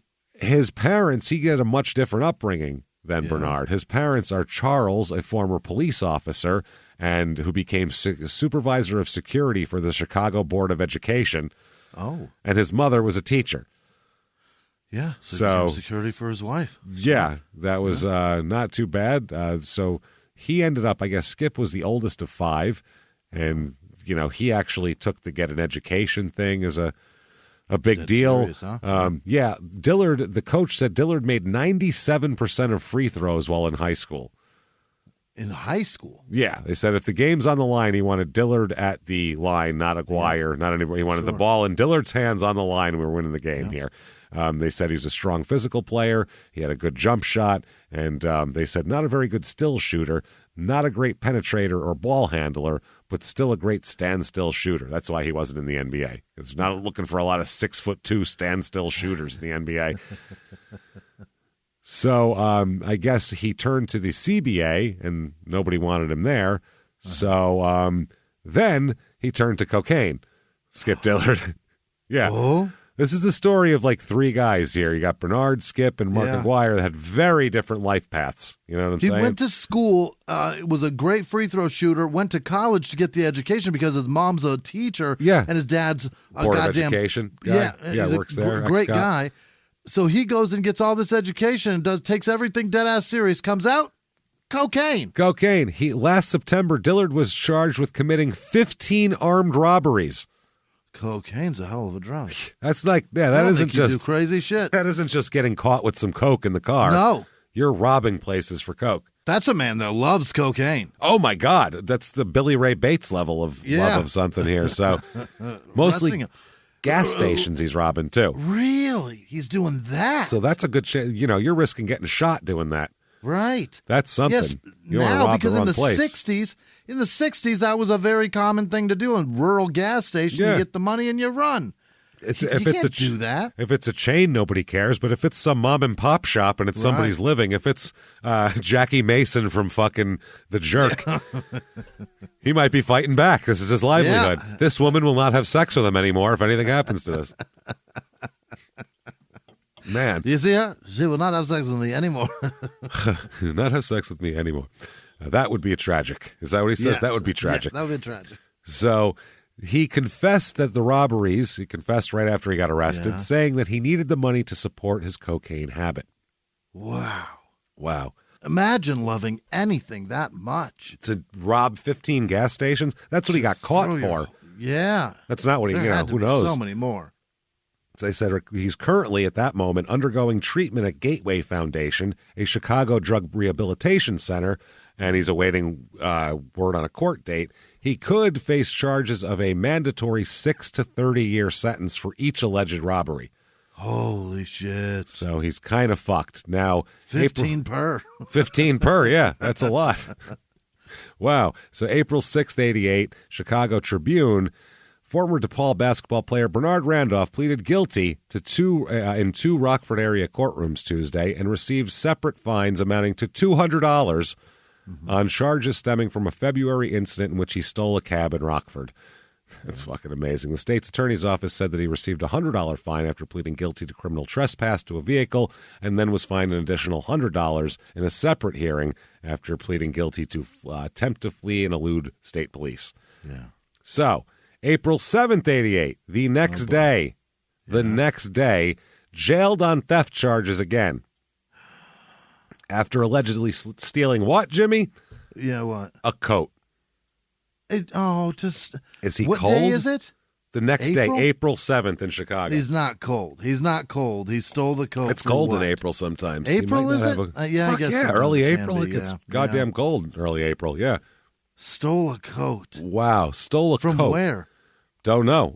Here we go. Let's find out other shit that's happening to him. I don't know, from a person, from a store. Yeah. April 15th, 88. A few days later here, he's been in jail since April 7th on theft charges. He's moved to a mental health center because of disciplinary problems in the jail based on his mental health. Right. He's not right in the head, man. No, he's not. He's not. County Judge Gerald Grubb authorized the petition that placed Randolph in the center against his will. Oh, boy. Not even, he thinks he's fine.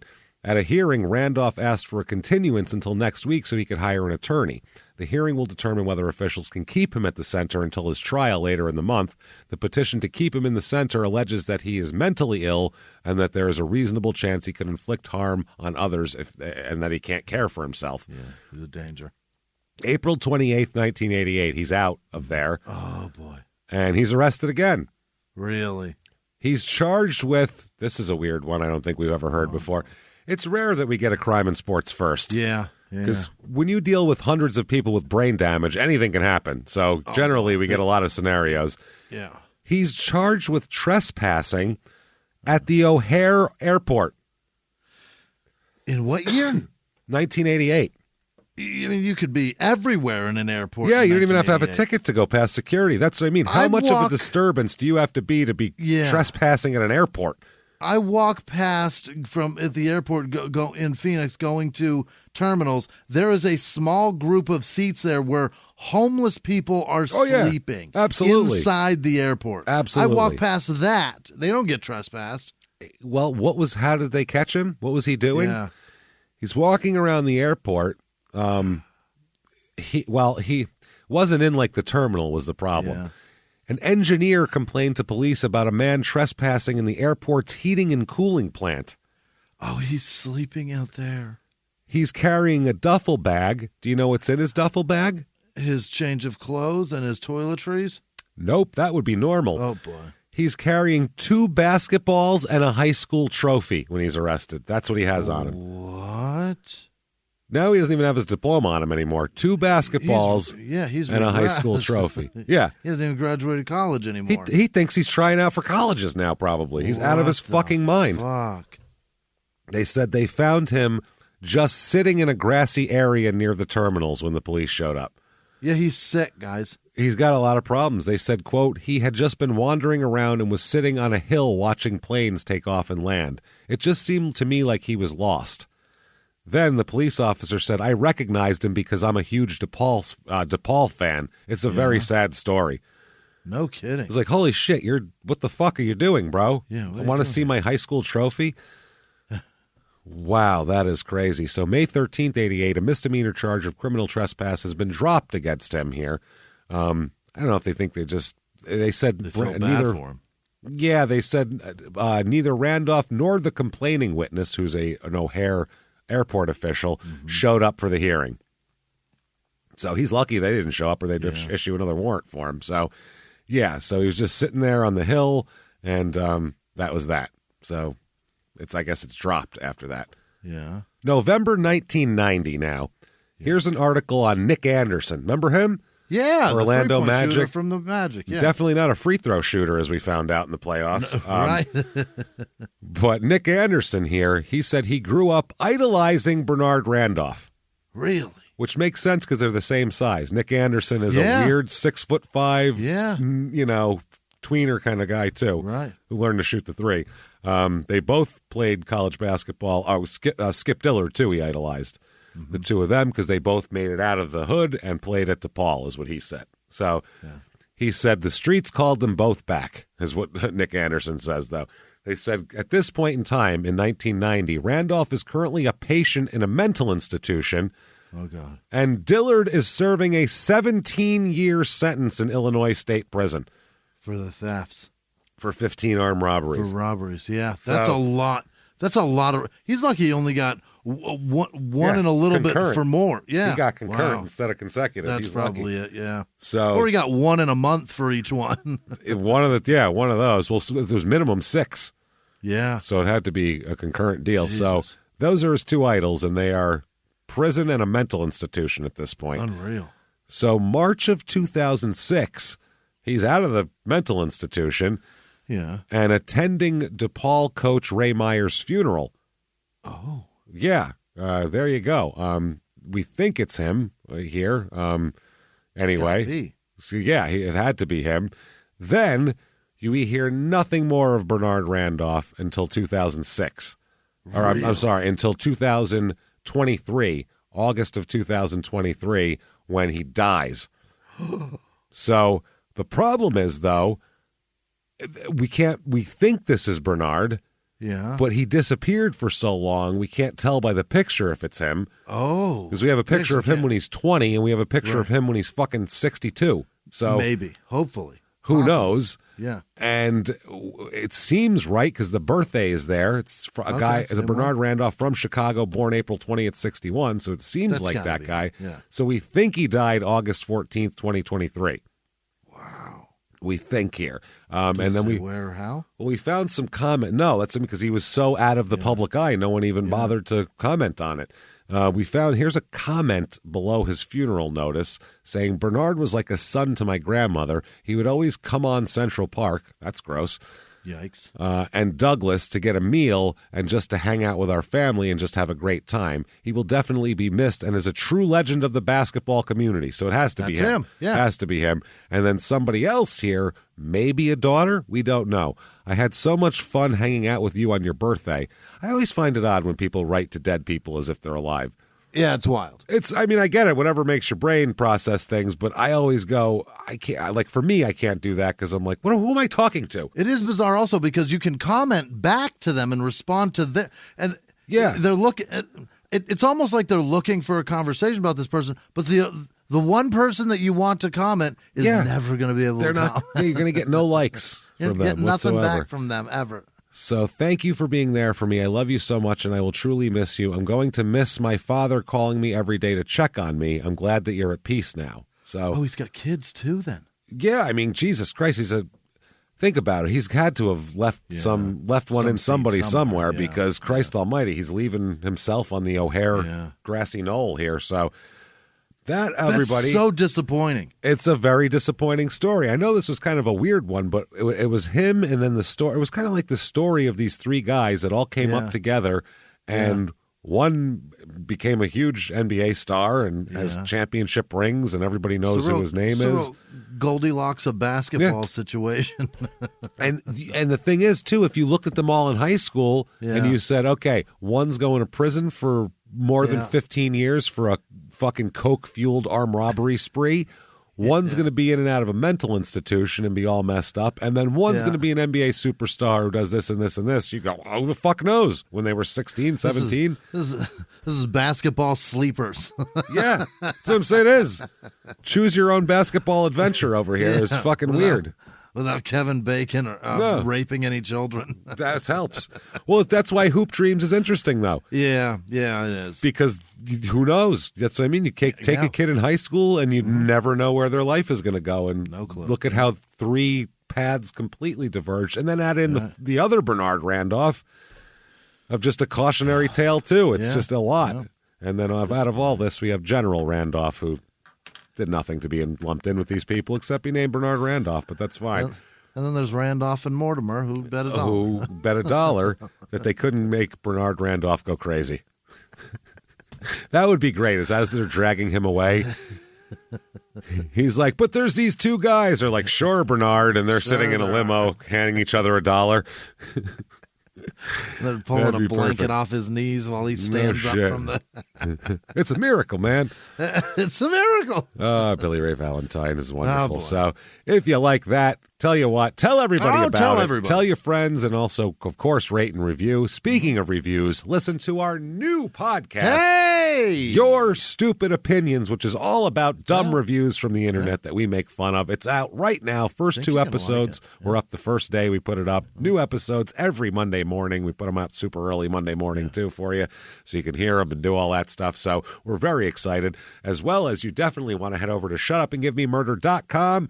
Get tickets for stuff. Virtual live show October 26th. It's available for a week after that as well for Small Town Murder, just like a regular live show, except we're not in a theater and you are in your living room. So looks the same, though. You never know the difference. And you could be in your underwear. You can't do that at a regular live show. We promise you. It's much easier for all of us. They will kick you out of a theater for that. But, but at home, do whatever you want. So hang out with us. That's shutupandgivememurder.com/virtual live. Also, while you're at shutupandgivememurder.com, grab tickets for December 2nd, Dallas, our live show. That's the one that's not sold out this year yet. So get in there, get your tickets before that one's gone too. Thanks, everyone, for being so supportive and coming in there and doing that. You also certainly want to get Patreon. Patreon.com/crimeinsports. The value is wonderful. Oh, it's $5 a month. Anybody, 1 cup of coffee or more, whatever you want to put in there. But you do that, you get the whole back catalog, couple hundred episodes to binge right away of bonus material. Then 2 new episodes every other week. And, it's fun stuff. This week, what we're going to talk about for Crime and Sports, we're going to talk about the TV show Pros versus Joes. Yeah. Which was regular guys who watched TV and thought that they could compete with pro athletes because they played junior varsity fucking football. James? And it's hilarious to watch a man jump with all he has while Dennis Rodman just lazily taps a rebound to himself. You just can't compete with people who are genetically 100 times better than you. It's just not the way it works. No matter how hard you try, no matter how bad you want it, they could be half asleep and dominate you. And it's hilarious to watch people get the shit kicked out of them for several years. It's very fun. Right.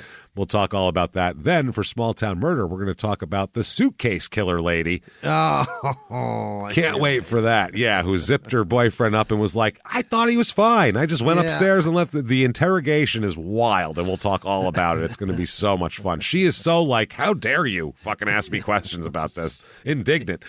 And it's a alleged suitcase killer lady. Her trial hasn't happened yet. We don't want to get sued here. So there you go. Check that out. Patreon.com/crimeinsports is where that all happens. Yeah. And you get something else too, a shout out at the end of the show, which is happening right now. Jimmie, I'd love you to do me a favor. Hit me with the names of the people who would never, ever carry around 2 basketballs and a high school basketball trophy while trespassing at the airport. Jimmie, hit me with those names right now. This week's executive producers are Ali Deutsch, Linda Hansel, Kyle Norweg, Jordan Bennett, Susanna Platt, Carol Braun. Hello, Carol. Daniel Mark, Vincenzo Giapapanolo. Vincenzo Caponello. Oh, Vincenzo, you son of a bitch. Oh, get Madison. Out there, Madison, Ray Hall, Leslie Savage. Sorry. It's been a minute. Bunny Wood, Russell Throckmorton, you are all fantastic people. Thank you so much for everything you do. Other producers this week are Tycoon Sam Whipple, Shitta Perlman's mechanic, Tyler Frazier's music. Oh, Tyler Frazier music. Tyler Frazier makes music, so go find it. Peyton Meadows, Janice Hill, Harry Dangler. Also other producers this week, Cheryl Blanco, Alyssa Mendez, Liz with no last name, George Battle, Anine, Annan, C. Jenny Milkinen, Millikanen. No, Malilican. Malilican. I don't know that name. Skylar with no last name. Elias I don't the know Dude. You. Kelly Frederick. Victorious Babui. Sterling with no last name. Sarah Gibbs. Todd Kinsey. It's just Kinsey. Olivia Popescu. Popescu. Poppet. All right. Nikki with no last name. Zaida Moncrief. Cyan. Cian. Sean. Chris Peterson. Brendan Burkhart. Judy Croney. Destiny Moore. Danielle Borland. Daniel August. Peyton Gingrich. Gingrich. All right. Katie Barman. Ute with no last name. The Ute. Tree Utes. Jennifer Miller. Chase Rutledge. Chris with no last name. Bill Tripp. Brandy with no last name. Mary Johnson. Stephanie Peters. Ashley Eaton. Ben Hilton Smith. Lindsay Holcomb. Madison Elliott. Will S. Shelby Tooley. Theodora Moody. Logan Gewer. Cameron Preeb, Mill with no last name, just M-I-L. Christopher Nagy, Sharon M.K., Kelly Gillespie, she's an artist and she's terrific. Gertej Baines, Gertige, Tabana Barker, Tobana, Tababana, Blake Bratu, Jennifer Ellison, I Love You, Ellen, Little Baby, Lukums, the little baby, J. Ham Gurum, Brad with no last name, Don O'Kreen, Drew with no last name, Ilana Nemerson, Katie Clements, Marissa Assarizi, Morgan Alford, Emily Clark, Francesca with no last name, Kyrie Hightower, Heather Ranchetti. Let's go with Ranchetti. Rossetti. There's no N. God damn. Otherwise, it sounds like a small ranch or a ranchette. It's a small ranch. It's a racette. It's a small race, a very small race. It's a racette. It's a racette. Just around the Aaron Shaw, David Dorrington, Rihanna Madsen, C. Spice, Alan Werner, Cheyenne Keanu Yankish, Alex Stovetop. What?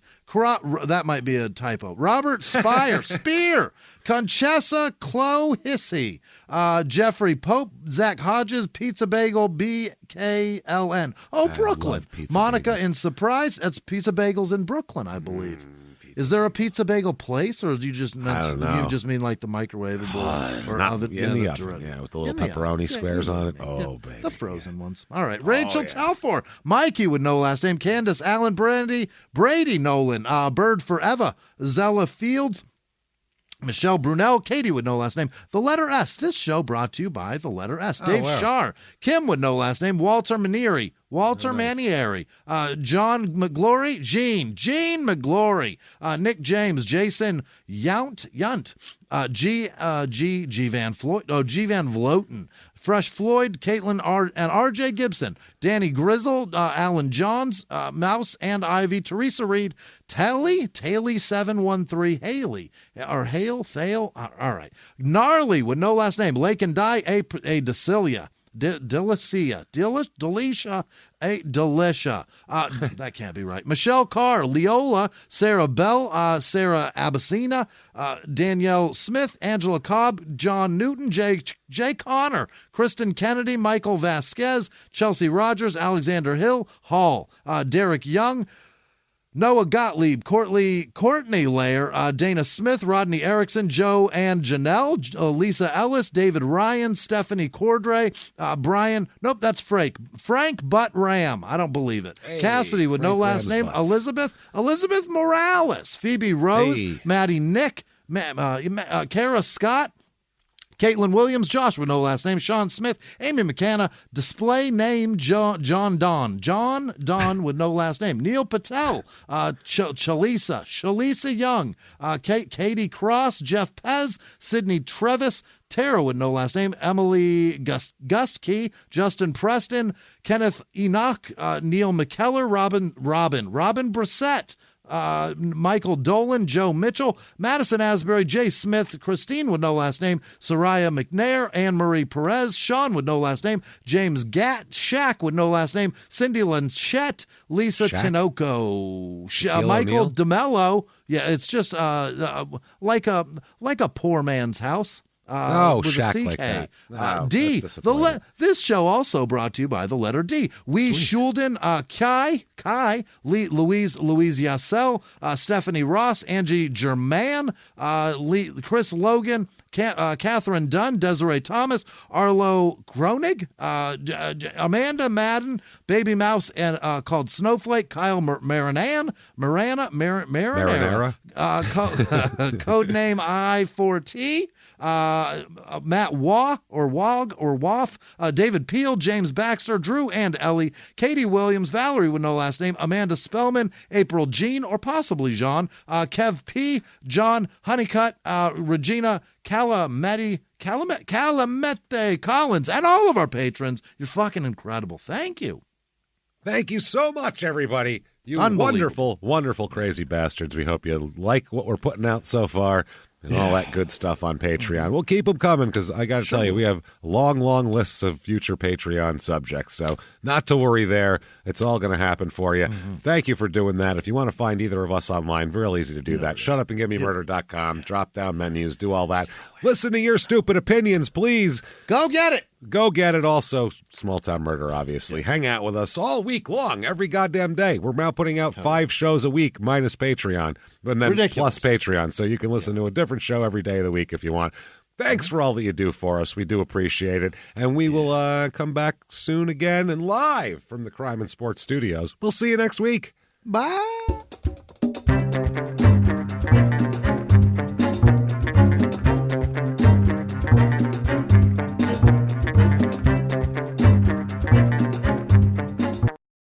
If you like Crime and Sports, you can listen early and ad-free now by joining Wondery Plus in the Wondery app or on Apple Podcasts. Prime members can listen early and ad-free on Amazon Music. Before you go, tell us about yourself by filling out a short survey at Wondery.com/survey.